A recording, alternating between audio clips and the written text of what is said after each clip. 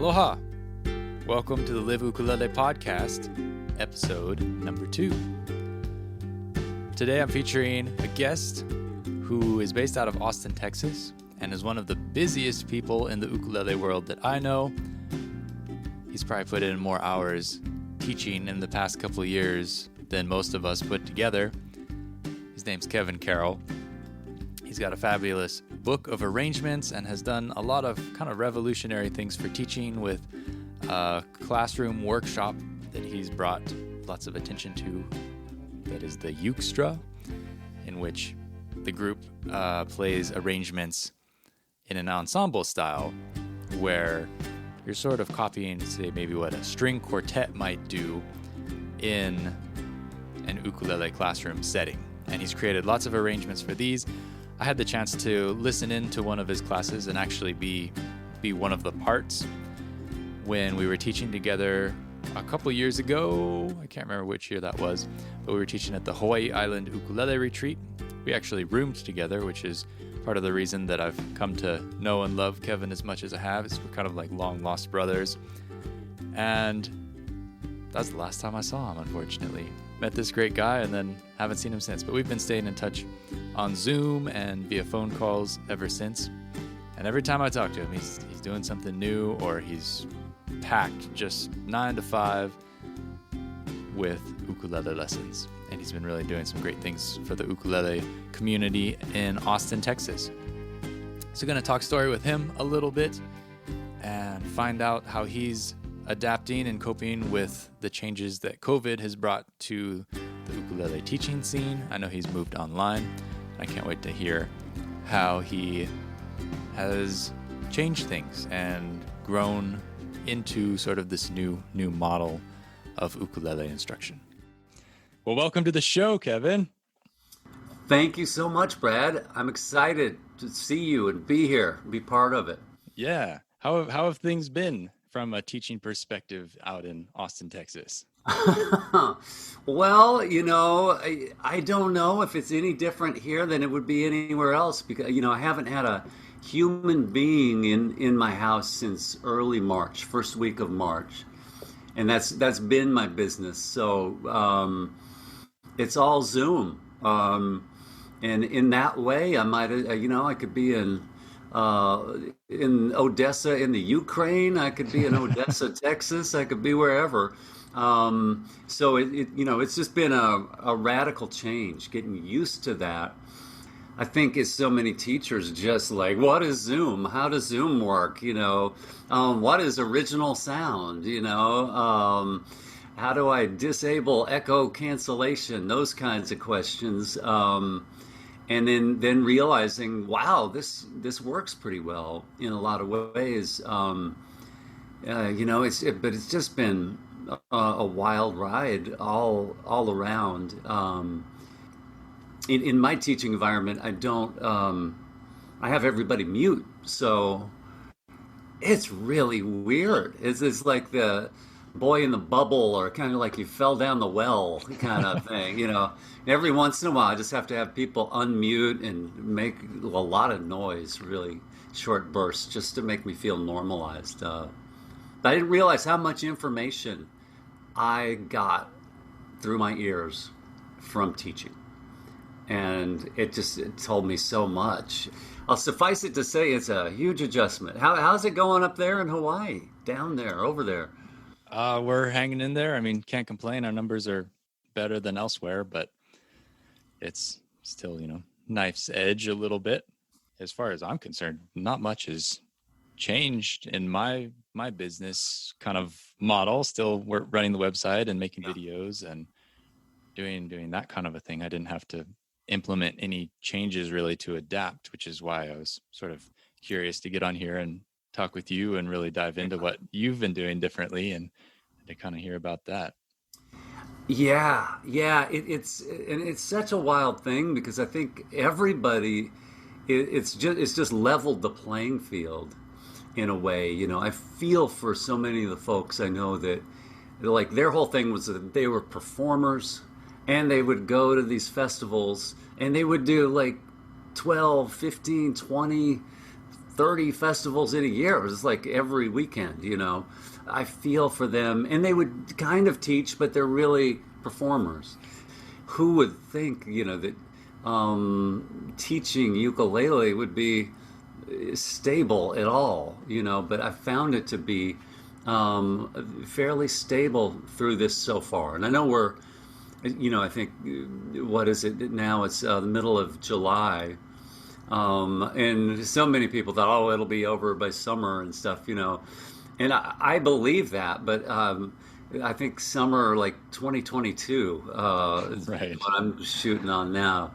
It's been really cool in the sense that like I can teach people anywhere, and so that's expanded. And I've had a lot of folks who be, oh, I wish I lived in Austin. You know, I would love to take your classes, and I'm like, well, hey, now you can. So that's been really fun, having people from different countries, you know, all over the continent, and it's been really cool expanding in that way. And I feel hugely fortunate, and you know, certainly blessed that the ukulele community is one of the more generous communities out there. So yeah, it's been good.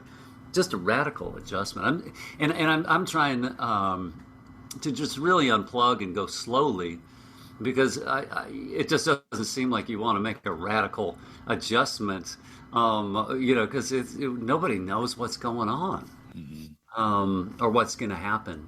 I went from teaching 10 classes a week in my home to now doing 2 classes a week on Zoom.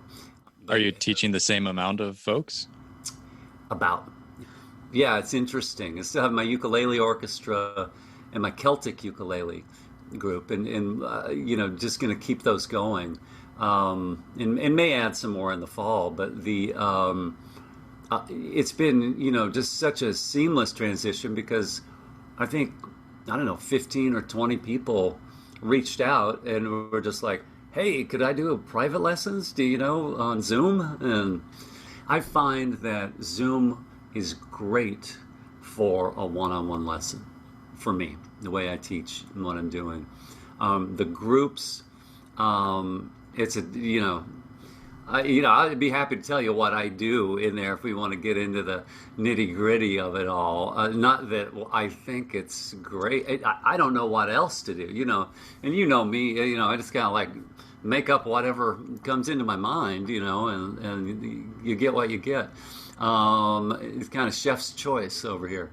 But yeah, it's been a heck of a ride. How about you? Has your teaching changed a lot? No, I'm still on pretty much the same path. I'm working on putting together some video courses. So I'm not necessarily teaching live and in person, Yeah. though I did a couple live stream lessons kind of early on when this happened, to try and give people a little something to do, myself included. Yeah. But mainly just working on stuff that will have, you know, that I won't need to continue curating and providing. So it's like, here's the course. If you have this specific set of questions, check this out.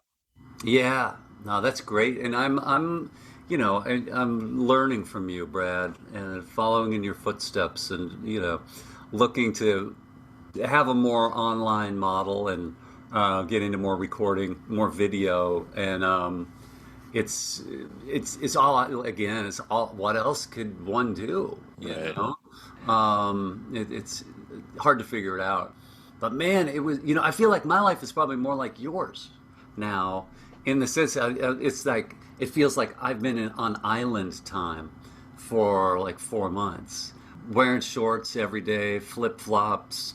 Oh, I put on a real shirt for this, but you know, it's like I've really appreciated the extra time and the extra space and the slowing and deepening of things. And there's something very musical about that, and so in creative and spiritual even. And I've noticed, you know, since I'm supposed to talk about teaching, one of the things is some people just hate the virtual experience, or really had a hard time changing, acclimating. And, you know, and there's always some attrition when there's a radical shift.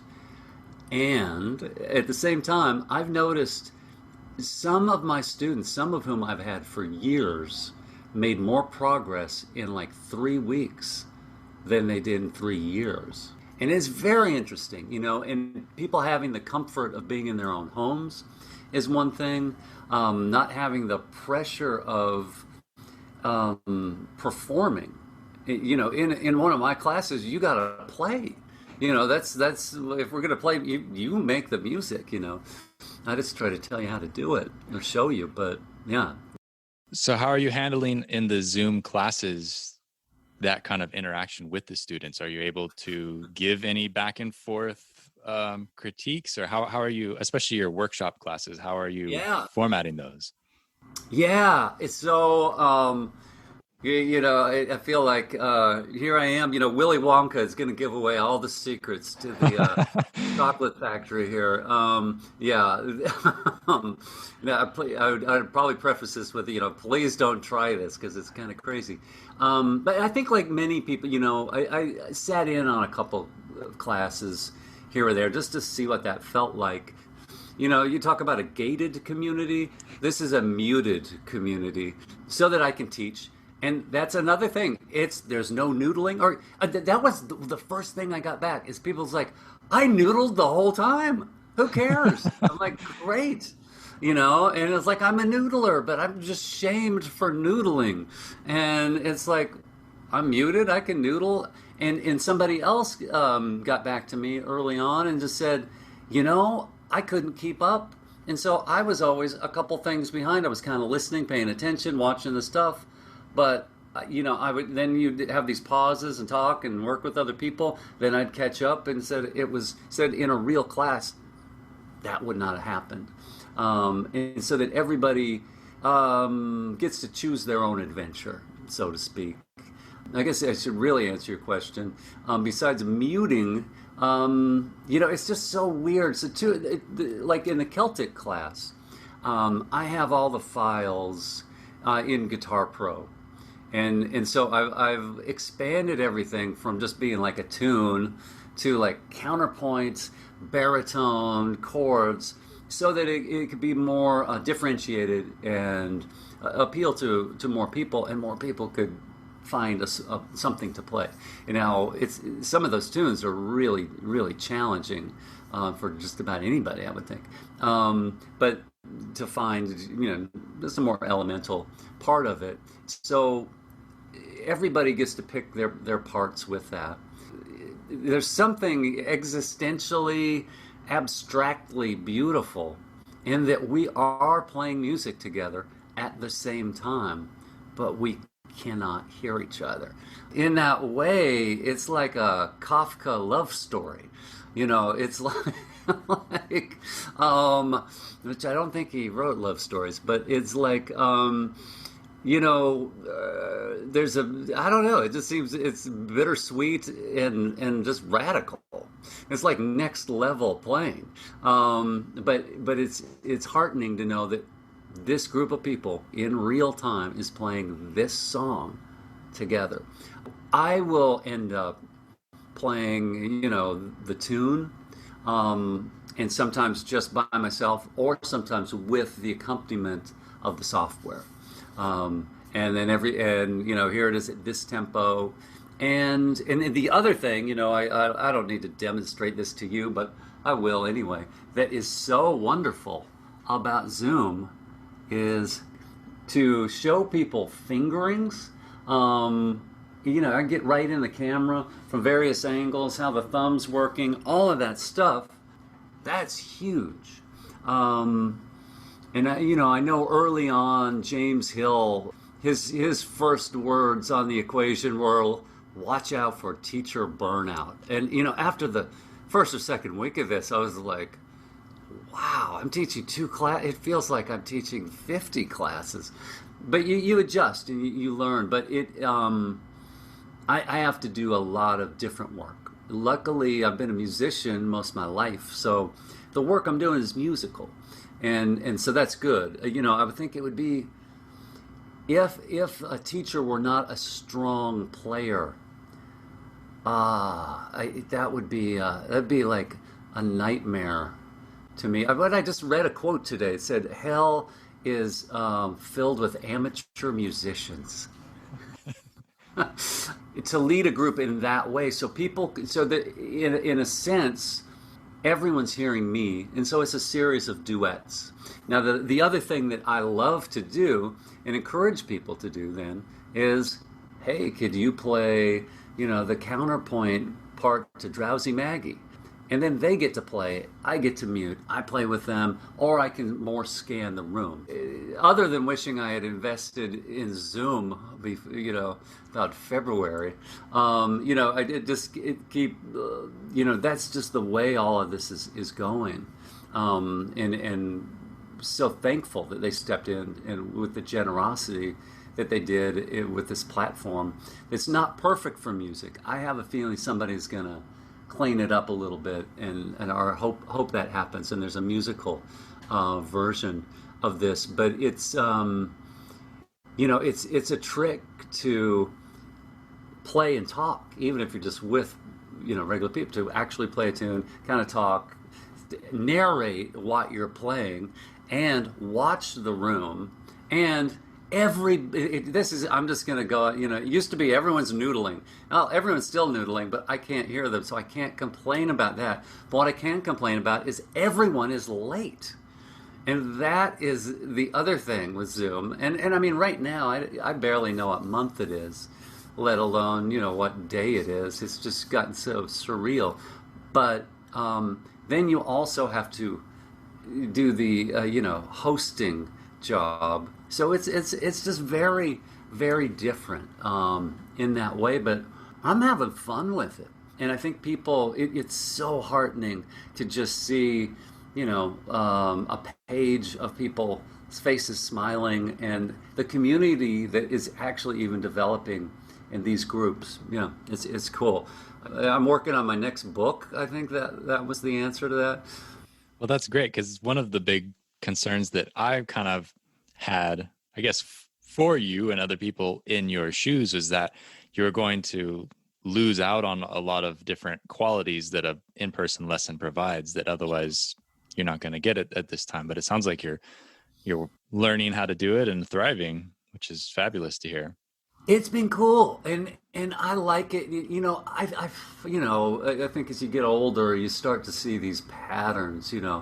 And I don't know, it took me this many patterns, but just to go, you know what? Every 10 years, I just kind of reinvent myself. That's just what I do. This came along just right at the right time. It's like, I've been doing uke for almost 10 years. I was like, oh, now just got to and it kind of wakes me up in a way that I enjoy. There have been a lot of upsides to this. Like I said, seeing some students really flourish in it. The other thing that I find, by expanding this way, like, in this Celtic group, I've got people in the Northwest, around Seattle and up in that area, somebody in Australia, Massachusetts, Maryland, scattered around Texas, California, just all over. But I find, regionally, it's like a festival would be. Everybody has a different way of thinking, and bringing that, it makes the group stronger, having more diversity in that way. And I find that the questions people ask are really great. And also finding that being able to record these in Zoom is awesome and really valuable for folks to see the demonstrations when I remember to do it, when I'm not, I had somebody, I probably shouldn't say this, but I couldn't believe this, because, I like to eat food as much as the next person. I mean, I really enjoy food. It's great. There was a guy chewing food for 90 minutes on the screen. And it was just like, there's the mute. Can I mute the eating of this? And it like his uke was like, there was like a TV tray thing, and it was just this, it was like, wow, okay. But at the same time, people got to eat, and he probably learned something. But yeah, it's been interesting, and I think it works well enough, and I feel like I'm strong enough with it now to actually try to do something with it in the fall, and do some specific kinds of workshops and just open them up to the world and see what happens. And maybe do that 3 a.m. workshop I always wanted to do for the people in Great Britain or something, for me too, it's just, music is so very important. It's so vital. And though it's not perfectly delivered right now, I don't think it could be more well received or more well appreciated. And that's a heartening thing to be part of too. It's really beautiful that people can do this at all. And I find, I get, you get those emails from people. I got one of somebody who's just, like kind of looking at, I don't really like the fingering you chose, the tablature of, whatever. So I came up with this. What do you think? And I'll look at it. I'm like, it's much better. It's like, this is great. And then, it's, yeah, good job. And and then, it's like get thanked for, well, thanks for giving me something to do, and I feel like that, like if there was ever a time where you could exercise academic rigor with people, it's like right now. That's exciting to me because who knows what's on the other side of learning stuff, So you mentioned the second book. Would you please tell us how that is pronounced? Because I was thinking, it's like, oh, I've got Kevin here. How am I going to introduce Kevin? He has this long list of things that he's done that I'm afraid to talk about. Yeah, ukulele, Ceilidh, Kaylee. I would never have gotten that, so I'm glad I asked. Nobody would get it unless you live in Wales, Ireland, maybe Great Britain or Scotland, because it's Gaelic. And this isn't even, I think, probably watered down spelling from, 500 years ago. Ukulele Kaylee. Yeah, but over here, people kind of say ukulele. Ukulele Right. Kaylee. So it works a little better. Yeah. If I had it to do over, I might not have called it that. But speaking of academic rigor, get to teach some Gaelic. I have a Celtic background, in my DNA. But yeah, that was my first book. My second book, where is it? I think, it's harder to read, but it's easier to say. The Art of the Ensemble for Ukulele and Bass. This one came out maybe a year or so ago. I feel like that guy, who just is like could not be more out of time with his business ideas, like, hey, I'm gonna just put everything I have into group ensemble music playing, and then the pandemic happens, but what are you gonna do? But I just love this kind of playing where you just get single note lines, and it all works together, and I spent a lot of time on all those arrangements. Well, I remember when we were in Hawaii at the Hawaii Island Ukulele Retreat that I sat in on one of your classes, and it was so much fun. So what kind of pieces could people expect to find in there? Well, let me tell you, Brad, in book one, Dona Nobis Pacem, Santa Lucia, found a Native American tune, a Navajo song called Now I Walk in Beauty. A cool song based on a poem by Robert Burns called Flow Gently, Sweet Afton. Largo from the New World Symphony by Dvorak. And a cool little tune called The Orchestra. Some people know that this is the orchestra. Da, da, da, da, da. And a kind of Western style tune called The Wabash Cannonball. And it all has different skills, different levels, kind of ukes 1 through 4, 1 being usually the melody and the highest voice and the most difficult. And then bass parts that could be played on a U bass or on a upright or electric, whatever. And yeah, and book 2 has got Old Lang Syne, Scarborough Fair, Go Down Moses, Gavotte from Handel, a tune I wrote called Triplet Blues, Angels We Have Heard on High, and I Dream of Jeannie with the light brown hair. Yeah, in book three, I'm just about, I mean, all the music's done. It's just, there's like a little, should the comma go here or there? And that'll have the song that we did together, that chanson triste, sad song by Tchaikovsky and Carol of the Bells. A little bit harder pieces, culminating in Bach with Jesus, Joy of Man's Desiring, and a Haydn piece, and another piece that I wrote in that one, and La Paloma, as well as a medley of Mexican tunes, which even has some mariachi style strumming in it. Oh, that'll be fun. Yeah. And so are there CDs or audio files that go along with those at this point? It's funny. There's not. Boy, it seems like this would be a great time for that. I want to make sure that nobody will ever hear this music. But the funny part of it is I've got a computer, what's it called? Interface, preamps and all that stuff, converters, and a Neumann KM184 coming tomorrow.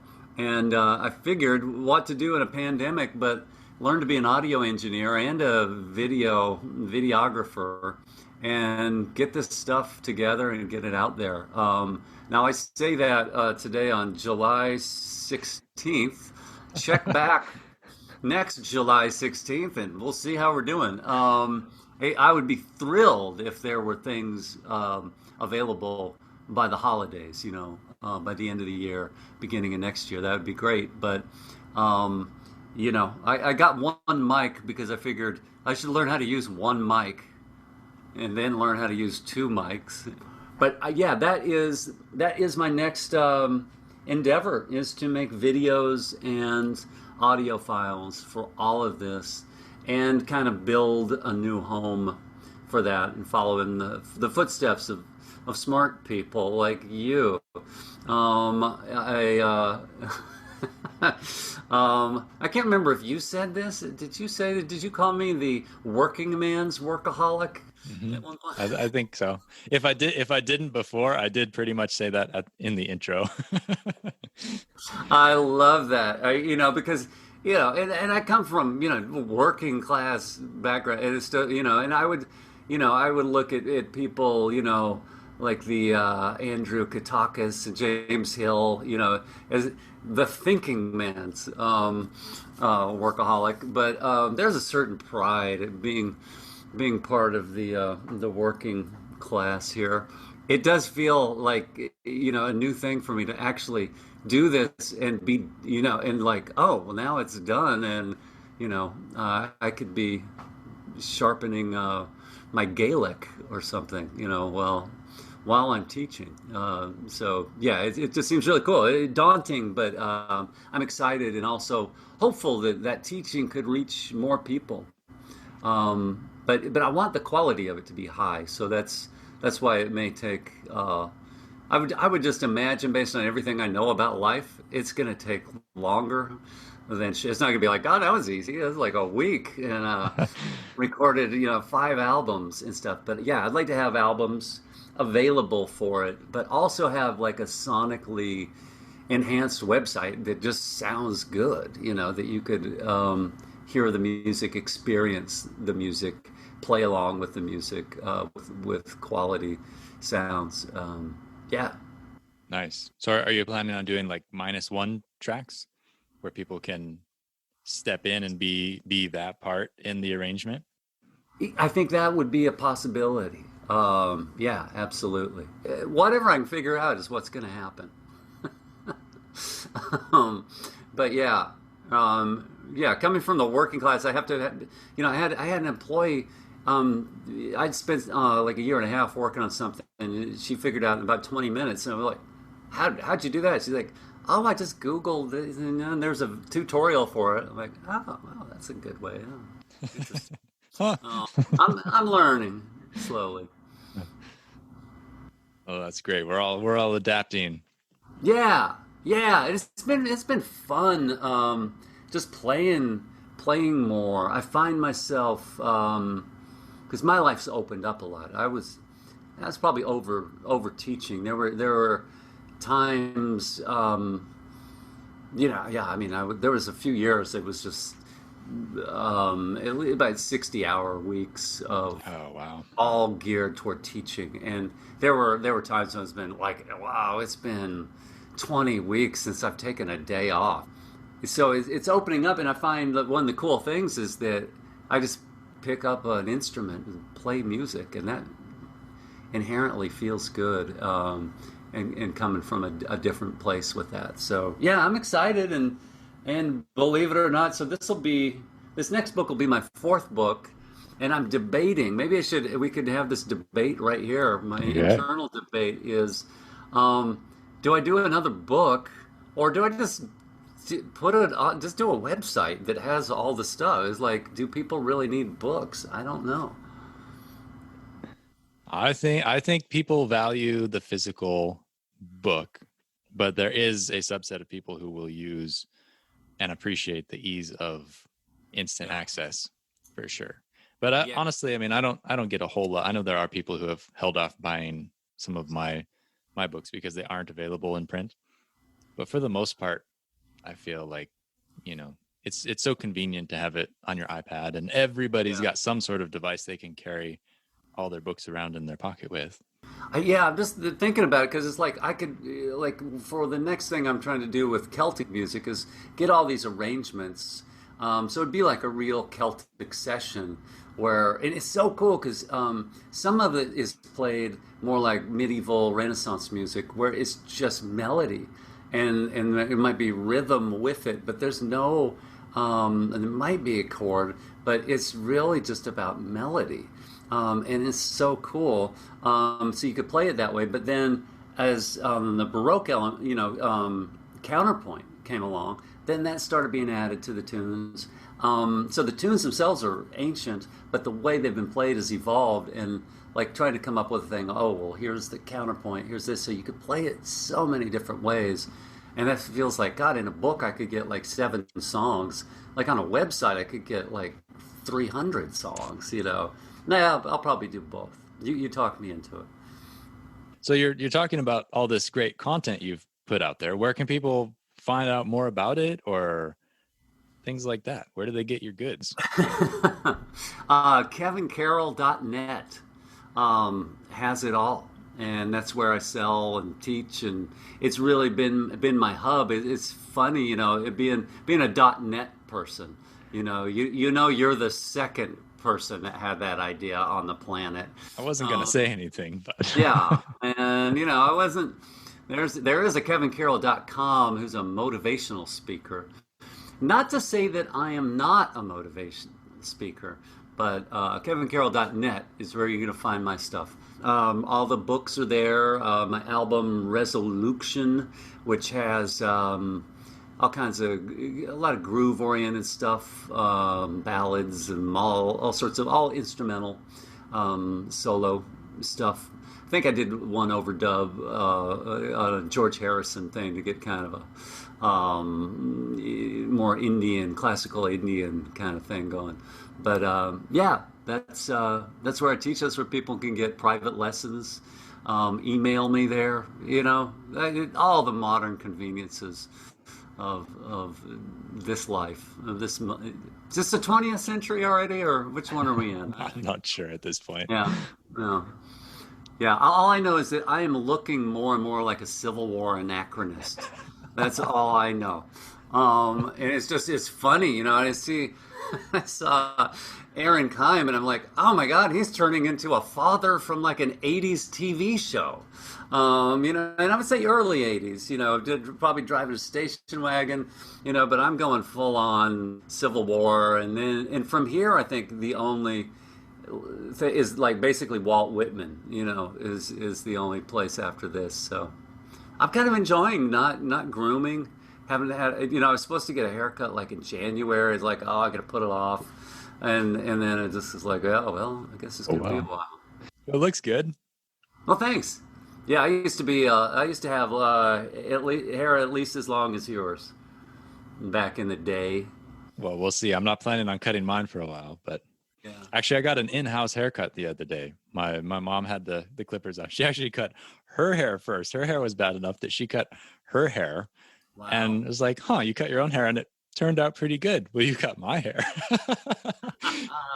That's good. Yeah. So she could, and I bet yours was easier to cut than hers. I would think so. It's a daunting task to cut one's own hair. Well, one of the things, you know, I wonder about, and I feel like, you know, flipping the script here on you is like, what are musicians doing? You know, other than kind of selling it on the corner of Facebook Live, it's a weird thing to just be in a room with human beings and play music. Such a nourishing, vital thing, and that's the man. I really wonder what you know, because I know you play. You know, you've been getting into lap steel, and you play with people and do that, and Yeah, I mean, I haven't played a gig since March. I actually played the ukulele festival in Waikoloa as like the big gig of the year, and that was it. That was like the week before uh, COVID showed up here, and it was like, well, it's the end of that. And then, it's just getting like, the bar gig lined up in Honokaa Town, which is unheard of, never before seen, and it was like paying, uh, which is great. Shout out to Michelle yeah, at the pub down there, which is really cool. But then all this happened, and she's like, "We have to cancel our music for the foreseeable future." And it's like, I totally understand. I wouldn't want to be there anyways, but that was kind of a bummer. But yeah, I mean, I honestly haven't been playing a whole lot. I've been spending my time kind of practicing lap steel because it's new and interesting and self-contained. yeah. But I had a friend over, and we sat, far apart, and played some music on the back patio the other day. But that's the first real time I've played any kind of music with anybody. It's just been kind of that question mark of how do we make it feel good at this point, because I don't personally feel like I would get much out of like a regular live stream. I've got friends who are doing that, and they seem to think that that's good for their business, continuing on and keeping their music in front of people. But Yeah. for me, I'm kind of like, I got plenty of other things to work on. I'm sure you know that vibe, because it's like the teaching versus playing. What world are you choosing to live in right now? And right now, I'm able to continue teaching, and teaching is the business model at this point. So, I'm going to put my effort there as opposed to like playing. People have asked me, "Are you recording an album?" It's like, no, I'm not. I'm doing all kinds of other things that might Yeah. actually make me money. Yeah, yeah, it's just so wild, yeah, to think about. And the one of the other things I have is a ukulele orchestra, a ukestra, one of many groups like that on the planet with that name. The thing I've been, is kind of like the lead, not kind of the leader, founder of that. Um, Trying to keep that alive. And the only thing you can't, because it's not like, oh, and next week we're going to get together and play or we have a gig, but it's just like, how good can we get at these skills before we play together, and how much better will that make us as individuals and as a group? And I've noticed in the group, if one person gets better, the whole group changes. I'm hoping I can keep that dream alive for them, but it's also for myself. That's just, it's like, well, I'm going to come out of this with new skills, new knowledge, and I'd like to come out of it better than I went into it in a lot of ways. A question people ask me sometimes: are you going to incorporate anything from this when society comes back? And I think definitely, there's a lot of parts of this that I wouldn't just, it's not just a makeshift change. There's things that I really like, and would especially being able to teach people all over. It's really cool. And it's just fun to have a friend in Australia, someone in California, and all these people. Just really cool. Yeah, God, the teaching model. I am glad I'm not an elementary school teacher. I will tell you that, for a multitude of reasons. for one, there's some people would think it would be a great idea for a teacher to be in a room with 30 kids right now, which I do not think is a great idea. But one of my students is a Montessori teacher.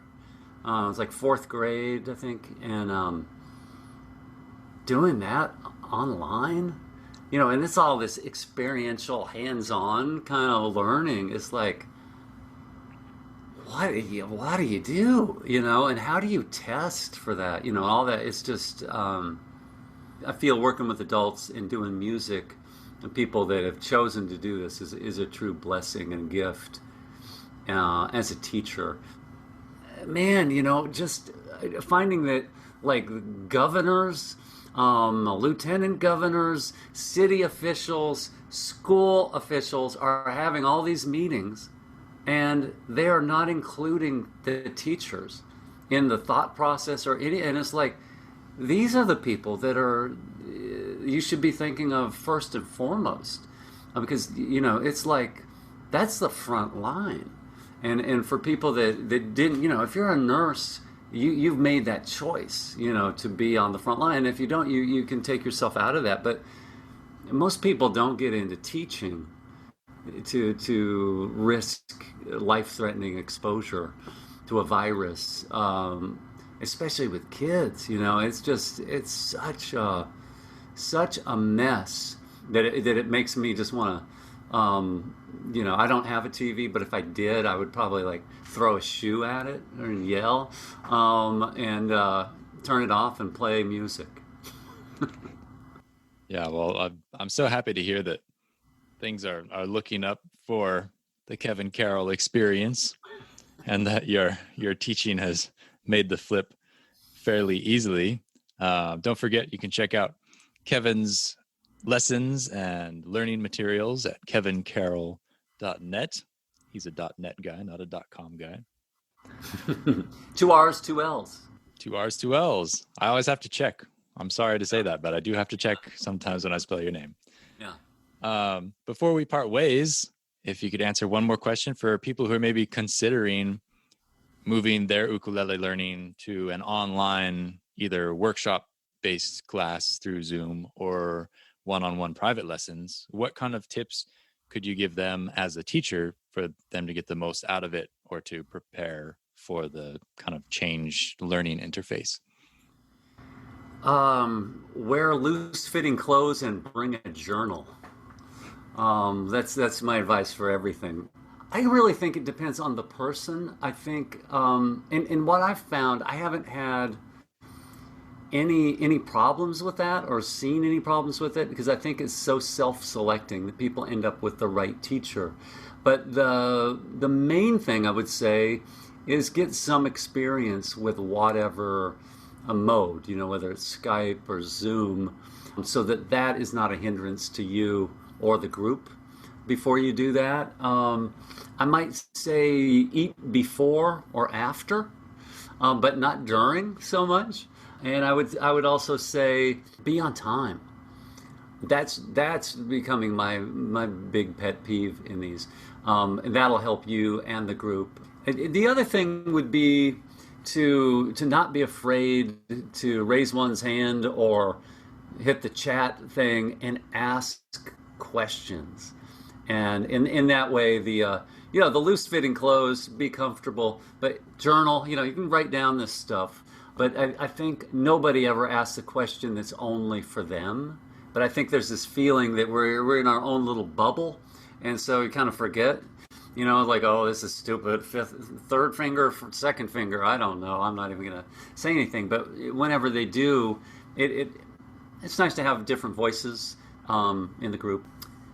That's what comes to mind off the top of my head, and not be afraid to possibly play if it's a class like that. I know some people and some teachers are more like, hey, I'm going to do everything. You just sit there and that's that.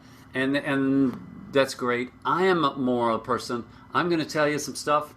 Now you do it and you make the sound, and then let's figure out if there's potential things that could improve there, and how do we improve them? If that's you're in that kind of class, to have the courage and to risk the vulnerability to do that, you will get 10 times more out of it than if you just sit there and don't make a sound the whole time. And that's what music is about. It's making sounds. And whether you're a beginning ukulele player or a professional saxophone player, whatever, there's risk involved every time you make a sound, and getting used to that. And it's exciting. And for those that are not the thrill seeker personality type like Brad and I, you may end up, wanting to hold back. But I just encourage you to, no one's going to be hurt. It's not going to damage anything, and you're going to be able to learn. And in that place, when someone does that, I can see them. I can be like, let's shift this. It will open up ideas for me to teach that will benefit them, but most likely more people, if not the whole group. Yeah. Good words of wisdom, because I think there's probably more people than we might expect who are out there like scratching their heads like, I really want to take ukulele lessons, but I don't know. I just certainly can't take them in person right now. And it's also probably opened up the thought for a lot of people who are kind of more in more remote areas where they don't have access to a teacher in the first place. And all of a sudden everybody's going online. So there's more opportunities for that kind of learning, and it's more generally accepted. Yeah, absolutely. And then people have more time to practice. So in that way, I'm feeling some folks are like, they kind of got the fire, a little bit. And I like to see that anytime that ignition of passion happens, it's a good thing. Awesome.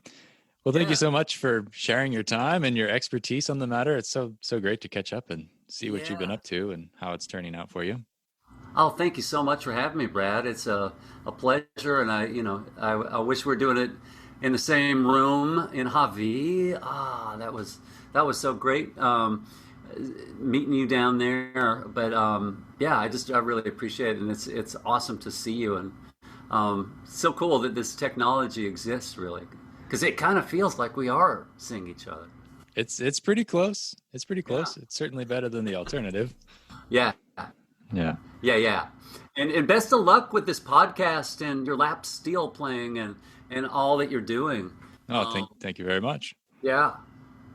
Yeah, we'll continue on and find ways to keep the ball rolling. That's what we do. Absolutely. Cool. Well, take care of yourself, and we'll see you down the road. All right. You too, Brad. Thank you. You can find out more about Kevin's teaching resources via the show notes in the link below. All of his stuff is really great, and you might even be able to get onto his lineup of online lessons these days and join in one of his workshops. All of his teaching is very high quality, and you might even see a conductor's baton, which I had never seen before in an ukulele classroom. So, really appreciate Kevin's time and the ability to see what he's been up to these past few months. So thank you, Kevin. The Live Ukulele podcast is published on the first and third Saturdays of every month. Please tune in next time on September 1st. The next episode will be released. I'm going to be talking story a little bit about Hawaiian style learning and how you can apply the principles of watching and listening to your playing, and how to play a little bit more by ear and a little bit more intuitively. So check back then. In the meantime, take care of yourself, take care of one another, social distance, wear your mask. I'll let Kevin play you out. This is the title track from his album, RevolUKEtion. See you in the next one. Aloha.